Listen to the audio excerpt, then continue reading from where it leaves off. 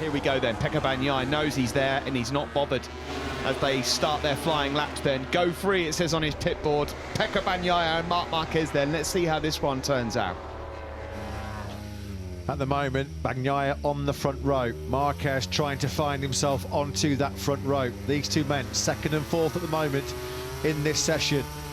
A position that Marc Marquez is accustomed to seeing of late, glued to the rear tyre of Pecco Bagnaia's factory Ducati GP21. At the moment, this man, Fabio Quartararo, leaving pit lane comfortably clear in pole position. That 1:31.367, he's nearly 3/10 clear of the number 63.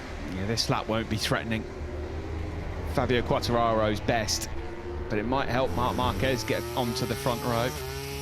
4 minutes left then as they approach turn 9, and the second sector's flash up on screen. He's and down. Marc's gone down, trying to keep up with Pecco Bagnaia.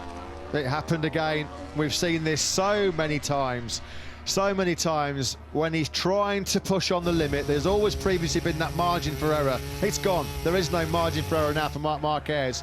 Turn 9, second crash of the day for him. Bagnaia, can he find some sort of advantage here because he's fast in sectors 3 and 4? Martin likewise on a decent lap. Bagnaia's only a 10th down. Martin here will improve. It looks like they're probably going to stay where they are. Aleix Espargaro's Aleix Espargaro's down now as well. This is what happens when you're looking for hundredths of a second that make differences between 2 or 3 rows potentially. When you're pushing on the ragged edge like these guys are, the mistakes can creep in the space of, what, 30 seconds. Marquez down, Aleix Espargaro down. At the moment, they're still on that second row. That could be costly for Jack Miller because he's on a lap that might get him towards the front row, but he's about to come through yellow flags.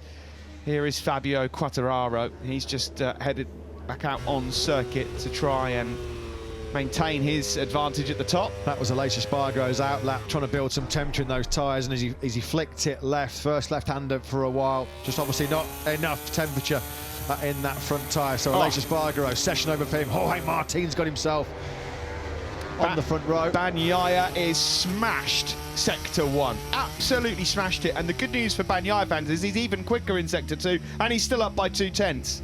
Yeah, and this is why Marc Marquez was finding it so difficult to keep tabs with this on-fire Italian. Brilliant this by Bagnaia. Simon, something on Joan Mir.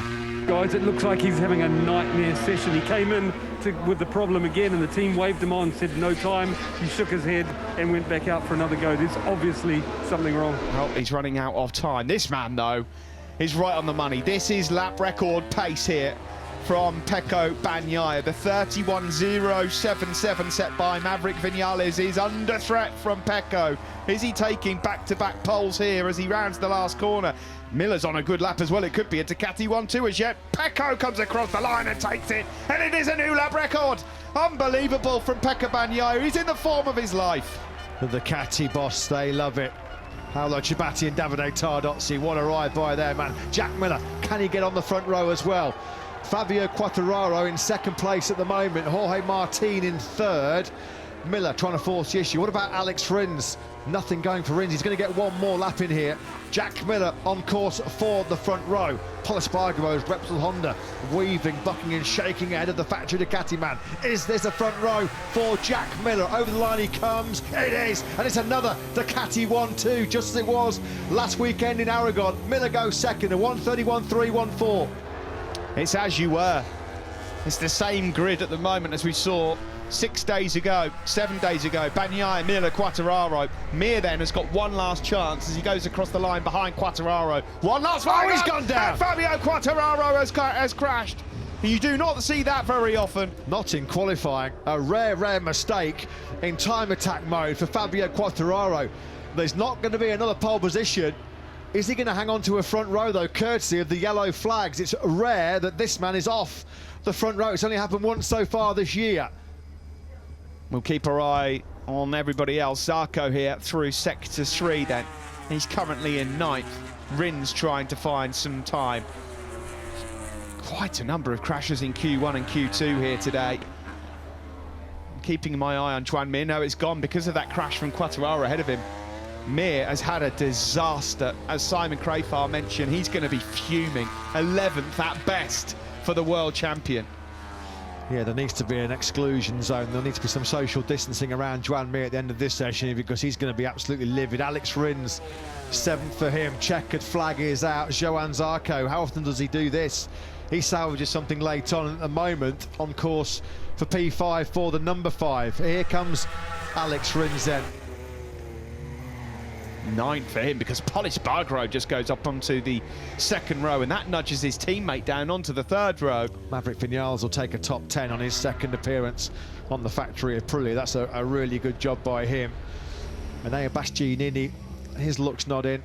It is certainly, though, for Pecco Bagnaia. What a performance, a 1:31.065 from the home crowd hero. You can see what it means there. Paolo Ciabatti, Davide Tardozzi with the boss, the Ducati CEO, Claudio De Menicali. They really enjoyed that lap from their man.